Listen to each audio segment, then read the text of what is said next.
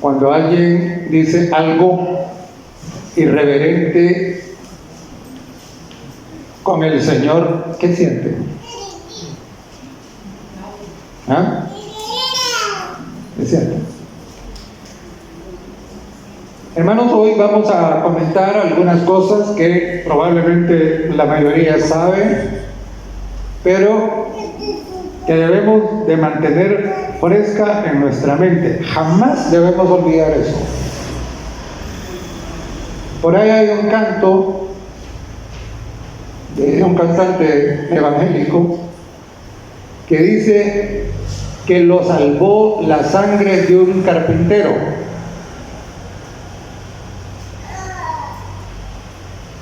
Hermano, la sangre de todos los carpinteros del mundo no puede salvar a nadie.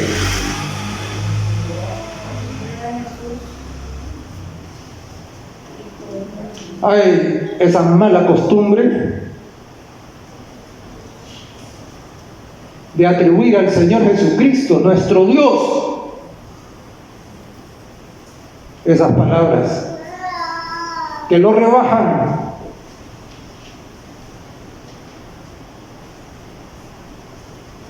Jesús no era un simple carpintero, Él era Dios hecho hombre. Amén.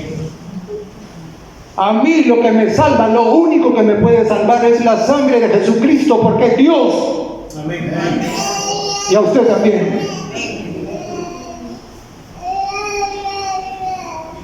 En Colosenses el capítulo 2 y el verso 9 dice que en Él reside corporalmente la plenitud de la deidad.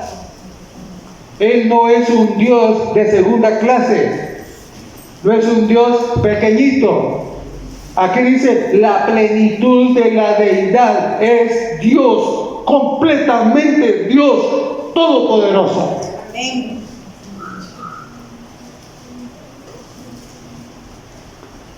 En el Evangelio de Juan, en el capítulo 1, los versos del 1 al 3, probablemente muchos lo saben de memoria. Dice que en el principio era el Verbo, y el Verbo estaba con Dios, y el Verbo ¿qué? Era Dios.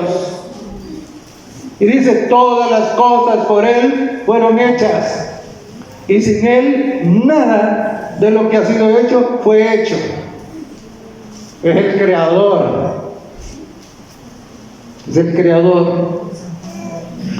Y en Filipenses el capítulo 2 y el verso 6 dice que Él no estimó como cosa a que aferrarse ser igual a Dios, sino que siendo en forma de Dios, dice que estuvo dispuesto a humillarse.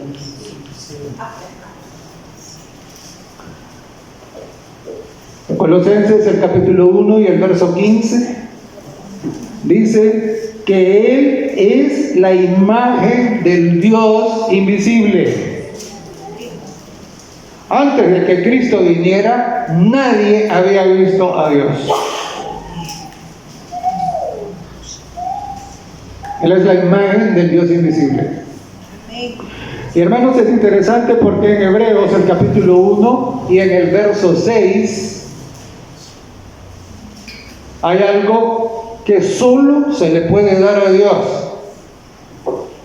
Fíjense que en Hebreos, capítulo 1 y el verso 6 dice que fue dicho de Jesús: adórenle todos los ángeles.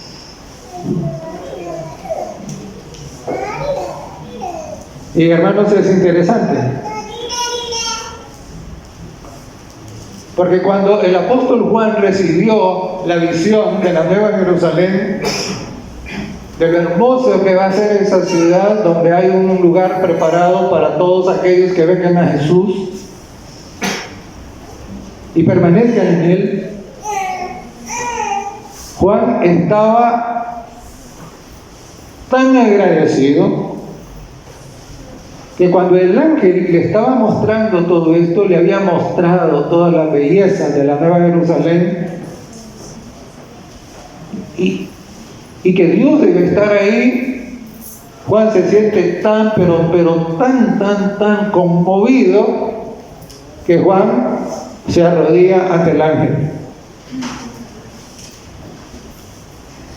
Hermanos,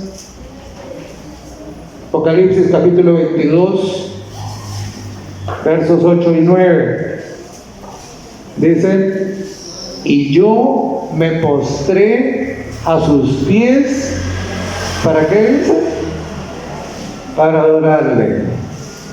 Pero mire la reacción inmediata del ángel, ¿cuál fue? No lo hagas, le dice.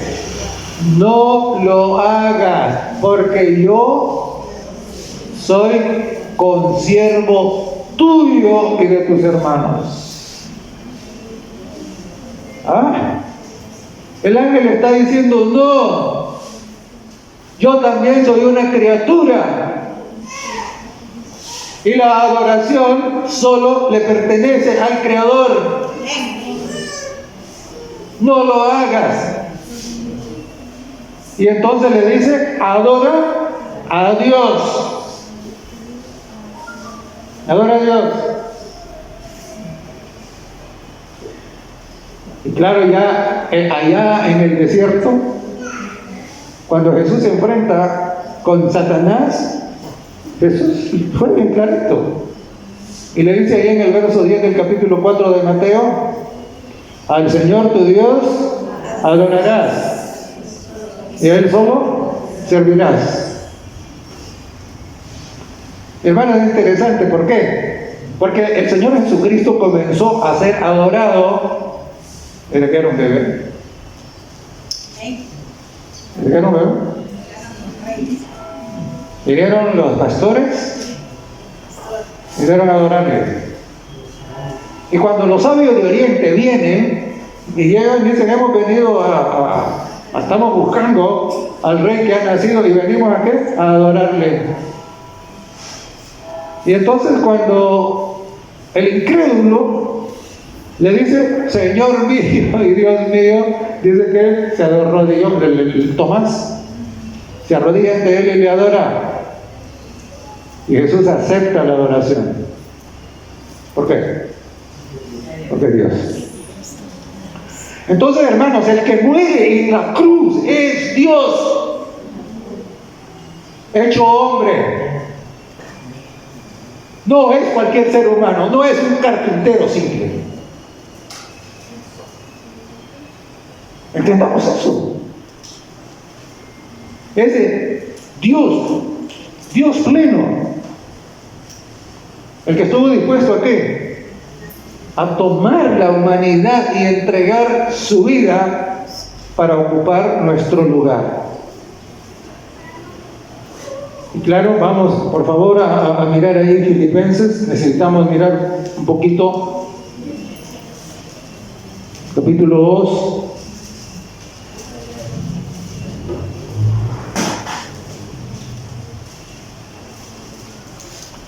Filipenses capítulo 2, verso 5 en adelante. Mire, no olvide que aquí está hablando de quién. Está hablando de Dios, Dios hecho hombre, el Señor Jesucristo. Dice: haya pues en vosotros este sentir que hubo también ¿en quién? En Cristo Jesús. En Cristo Jesús. El sentir de Jesús, el cual, siendo en forma de Dios, no estimó el ser, ¿qué cosa? Igual a Dios, como cosa a que aferrarse, sino que se despojó a sí mismo, tomando forma de ¿qué? De siervo. Y paremos un poquito aquí, hermanos. La palabra siervo no describe completamente lo que esto, el significado que esto tiene que tener. Aquí es esclavo, ¿verdad? Toma la forma de un esclavo, ¿verdad? Dice, hecho semejante a los hombres, y estando en condición de hombre, ya esto era suficientemente humillante para el Dios omnipotente. ¿Qué hace? Dice, y estando en la condición de hombre, se humilló a sí mismo, haciéndose obediente. ¿Hasta cuándo? Hasta la muerte. A él se le dijo, tenés que morir para salvarlos. ¿Y cuál fue su respuesta? Amén. Esa fue su respuesta. Moriré por ellos, ¿no? Y muerte de cruz, dice, ya hemos estudiado en la escuela sabática que será la muerte peor que podía experimentar alguien. Hermanos, fíjense que cuando Jesús y los discípulos llegan al aposento alto, esto está descrito en el Evangelio de Juan, y se acostumbraba de que cuando llegaban a una casa, en la casa un esclavo debía lavar los pies de los invitados. Y entonces cuando entran, todos los discípulos comienzan a buscar a dónde está el esclavo, el que iba a lavar los pies de todos. Y comienzan a ver y no lo hayan por ningún lado. Y ahí comienzan a verse ellos, a ver si alguno de ellos que, pues sí, va a tomar el lugar del esclavo. Y nadie.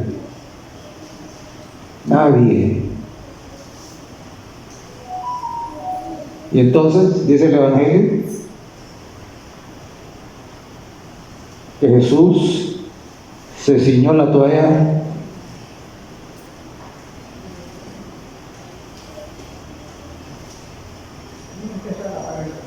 y comenzó a lavar los pies de los discípulos.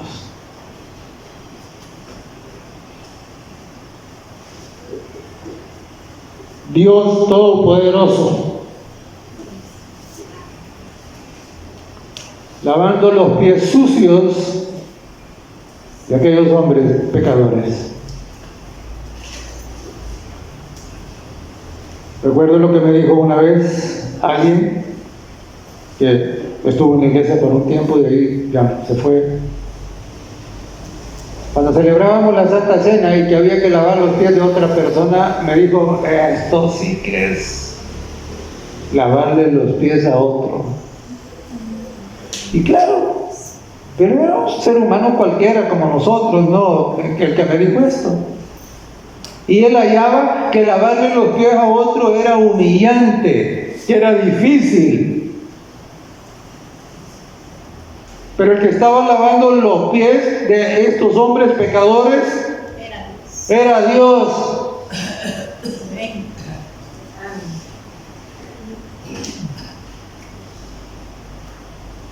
Y sabe, en Mateo 11:28, el Señor Jesús nos dijo, aprended de mí, que soy manso y humilde de corazón.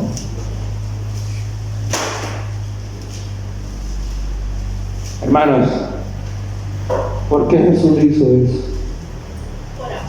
¿Ya? Lo hizo porque Él es amor. Por eso lo hizo.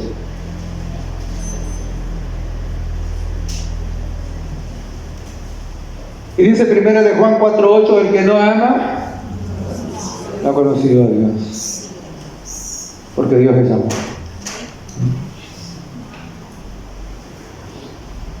Y entonces, hermanos, esto nos obliga ¿a qué? Nos obliga a ir a 1 Corintios. Necesitamos entender de qué se trata esa palabra tan malentendida.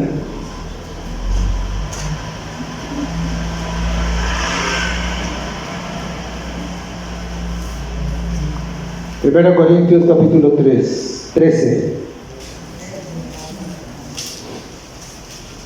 Y dice el verso 4 en adelante, dice: el amor es como sufrido, es benigno, es decir, bondadoso. El amor no tiene envidia, no es jactancioso, no se envanece, no hace nada indebido, no busca lo suyo, es decir, no es egoísta, no se irrita,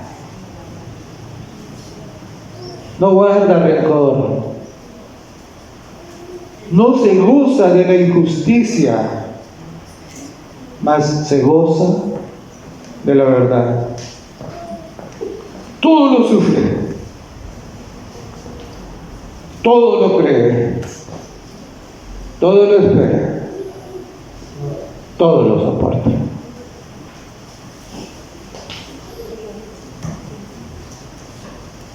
Está hablando aquí de quién? Está hablando de Cristo.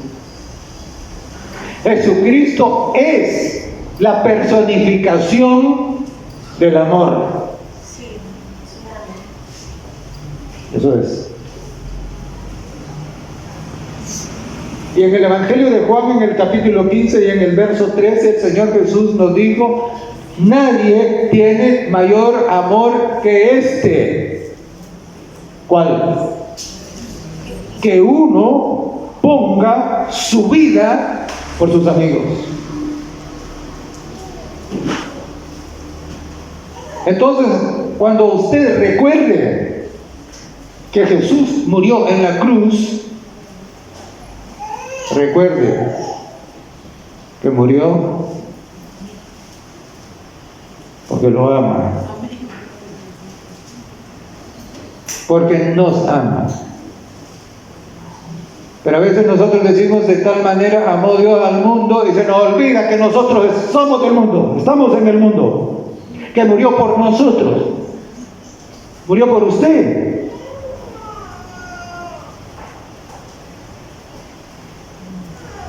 Aunque todos éramos absolutamente indignos. Porque el amor todo lo sufre, todo lo espera y todo lo soporta. Jesús esperaba de que cuando usted se enterara que Él había entregado su vida por usted, usted iba a responder. ¿Y usted iba a qué? Iba a amarlo también.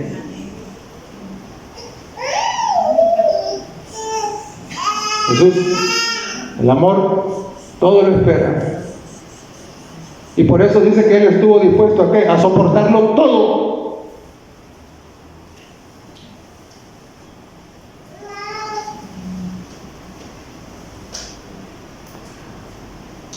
Y claro, en Romanos, el capítulo 5,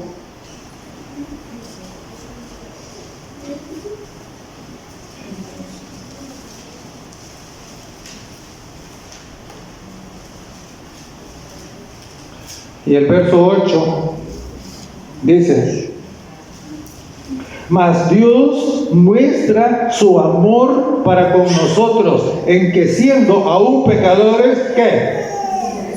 Cristo murió por nosotros, indignos, condenados a muerte. Y entonces Él decide tomar nuestra condenación para que nosotros, ¿qué? Para que nosotros pudiésemos escapar de ella. Y además de morir, encontramos allí en la carta de Romanos, el capítulo 8 y el verso 34.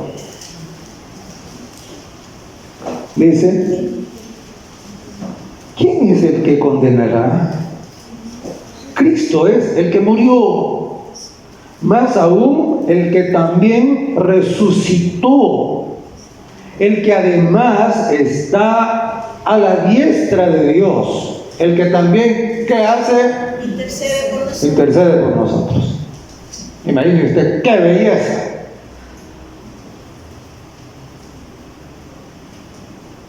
Miren, cuando los israelitas, los hebreos, iban a salir de Egipto, Dios establece una ceremonia, la ceremonia de la Pascua.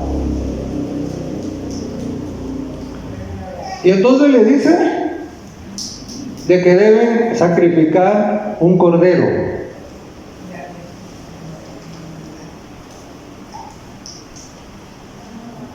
Deben matar un cordero.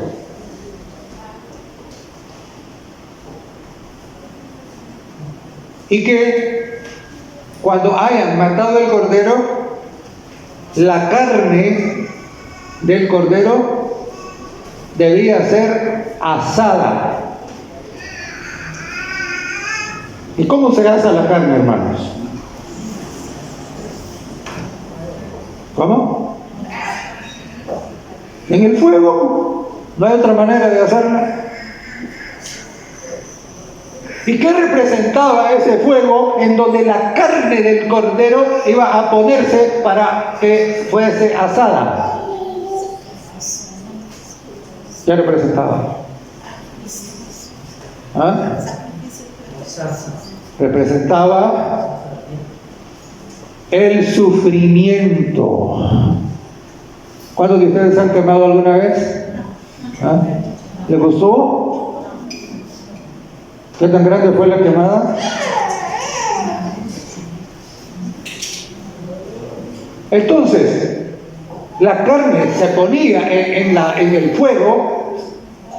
Asarla significaba ¿qué? Significaba eso. Significaba que ellos debían entender que el cordero iba a ¿qué? Iba a pasar por el sufrimiento del fuego, de la prueba, de la crisis, de la angustia máxima. ¿Para qué? Para que ellos fueran liberados. Hermanos, es lo mismo con nosotros ahora.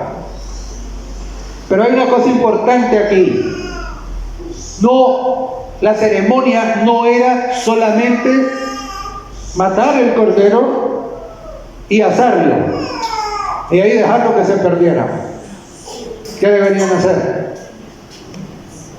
Dice que deberían comerlo con hierbas amargas.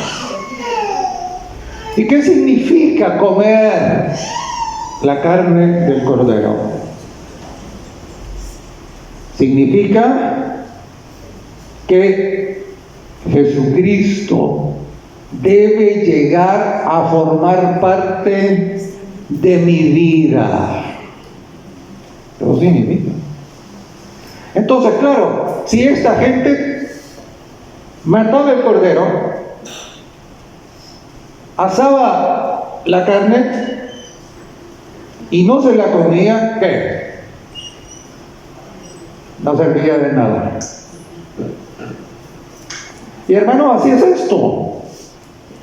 Usted puede venir aquí y escuchar, o puede estudiar la Biblia, pero si usted no hace suyo lo que Dios le está diciendo, de nada sirve. ¿Estamos entendidos? ¿Ah? Porque el propósito de Dios es que usted sea limpiado, que yo sea purificado. Es el propósito de Dios. Y nadie puede ser purificado, transformado, convertido, si deja a Jesucristo fuera de su vida. No se puede. Entonces, debían comerlo. Mi hermano, ahora entiéndalo.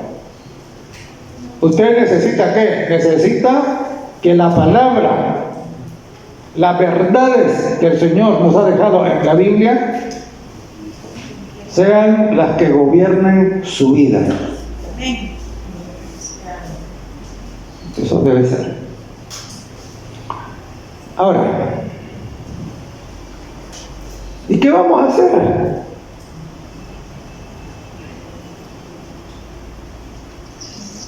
A veces en el lugar donde trabajaba teníamos unas reuniones largas en donde había un gran montón de discusiones y cosas, y al final de la reunión les decía yo: ¿y qué vamos a hacer, pues? Es que si se puede hacer algo, entonces valió la pena la discusión, pues si no se puede hacer nada, hemos estado perdiendo el tiempo. Y hermano, aquí es lo mismo. ¿Qué va a hacer? ¿Qué va a hacer? ¿Va a aceptar a Jesucristo? ¿Ah? ¿Va a tomar en serio la palabra de Dios?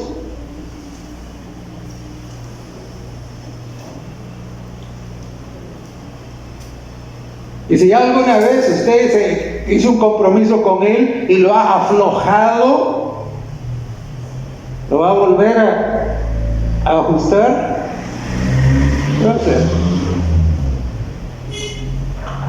Los invito para que miremos el capítulo 2 del libro de Hebreos.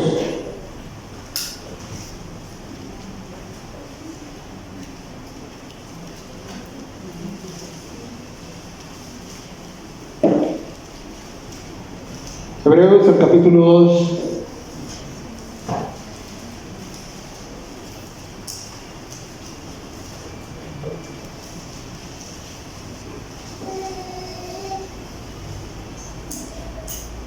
Versos del 1 al 3. Dice, ¿lo tienen, hermano? Amén. Hebreos 2, del 1 al 3 dice: por tanto, es necesario que con más diligencia atendamos a las cosas que hemos oído, no sea que nos deslicemos. Porque si la palabra dicha por medio de los ángeles fue firme, y toda transgresión y desobediencia recibió justa retribución, ponga cuidado en lo que dice el verso 3. ¿Cómo escaparemos nosotros si descuidamos una salvación tan grande, la cual, habiendo sido anunciada primeramente por el Señor, nos fue confirmada por los que vieron? Entonces note la advertencia que hay aquí. Dice: ¿cómo escaparemos si descuidamos una salvación tan grande?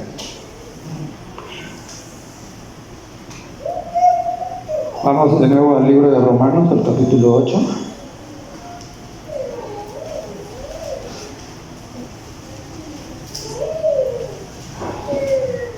Y claro, en Hebreos tenemos la pregunta: ¿cómo escaparemos? Y sabe, no hay manera de escapar. No hay manera. Si usted descuida esta salvación tan grande, no hay manera de escapar. No se puede. Romanos capítulo 8.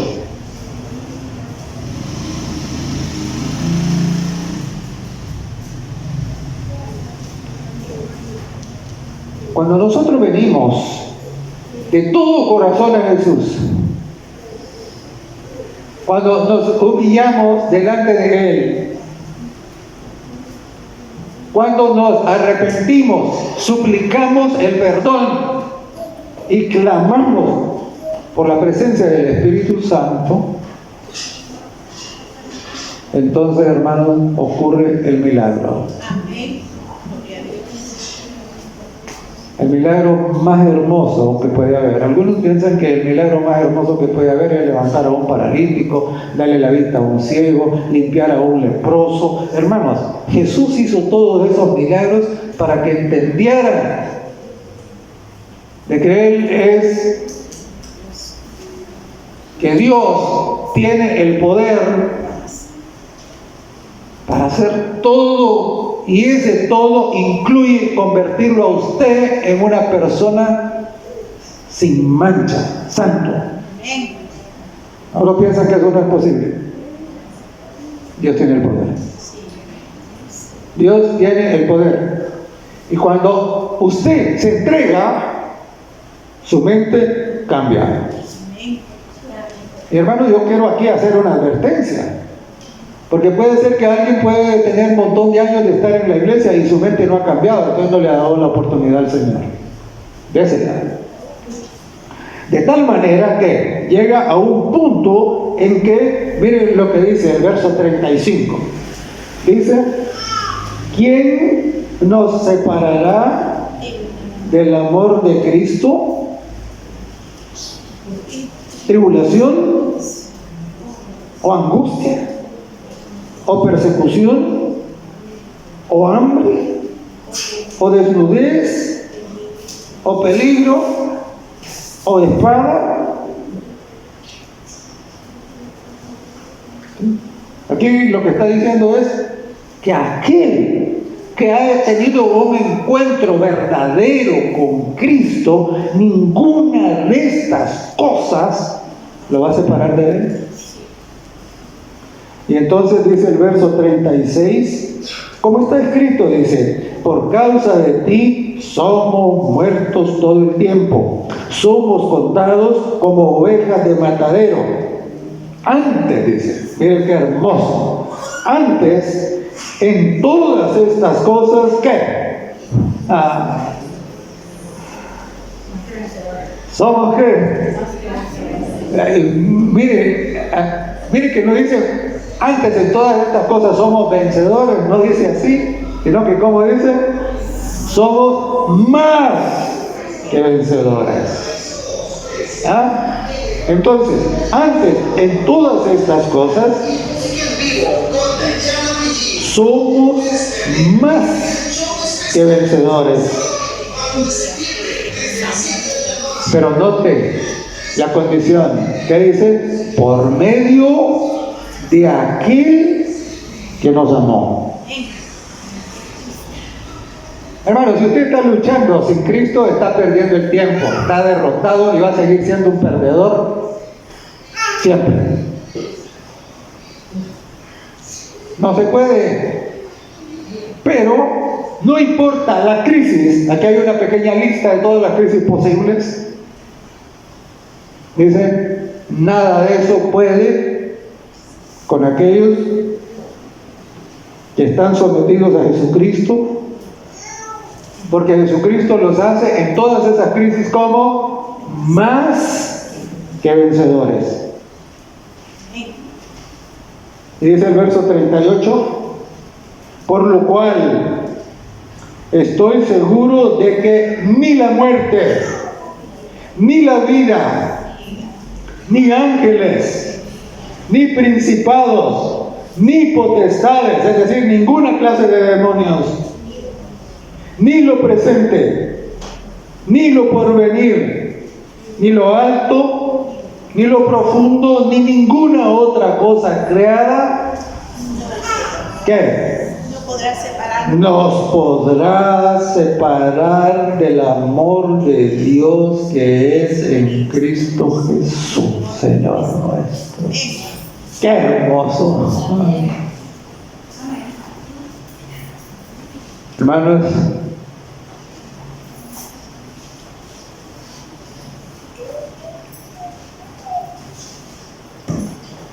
La seguridad está en recordar que el amor de Dios nunca va a cambiar.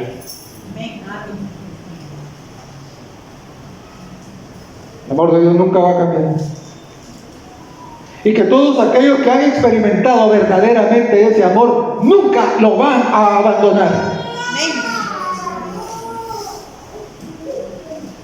Los sellados. El Espíritu Santo dice que los sella. Quiere decir que estampa en ellos el amor. ¿Y llegan a qué? En ellos llega a cumplirse aquello de amarás al Señor tu Dios con todo tu corazón, toda tu mente y todas tus fuerzas. Y aquellos que nunca olvidan el maravilloso amor de Dios, el amor auténtico, esos. Y que han hecho la decisión de amar a Dios por encima de todo, de su egoísmo, de sus ambiciones, de su comodidad, de sus amistades, de sus relaciones, de todo. Los que han tomado la decisión de amar a Dios sobre todas las cosas, que esos nadie los puede apartar. Esos son los que irán al cielo con Jesús. Hermanos, al cielo no irá nadie que no ame a Dios sobre todas las cosas. Entiéndanlo. Y entonces, ¿nuestro corazón tiene ese amor o no lo tiene? ¿Nuestra mente lo tiene o no lo tiene? Hermano, si ya lo tiene, bendito el Señor. Bendito usted también que ya lo tiene. Si no lo tiene, usted está en problemas muy graves. ¿Necesita qué? Necesita venir a Jesucristo, arrodillarse, buscarlo con desesperación, para que el Espíritu Santo ponga ese amor en su corazón, en su mente, de tal manera que eso domine su vida. Porque el fruto del Espíritu, dice Gálatas capítulo 5 y el verso 22, es ¿qué? Amor. Cuando el Espíritu Santo gobierna su vida, su corazón va a estar lleno de amor. Usted va a poder amar a Dios sobre todas las cosas, va a poder amar al prójimo también. Y entonces podrá hacer suyas estas palabras: ni lo alto, ni lo bajo, ni ninguna cosa creada, ni principados, ni potestades, nada nos podrá separar del amor de Dios. Que esa sea una realidad en la vida de cada uno. Que Dios nos bendiga, hermanos.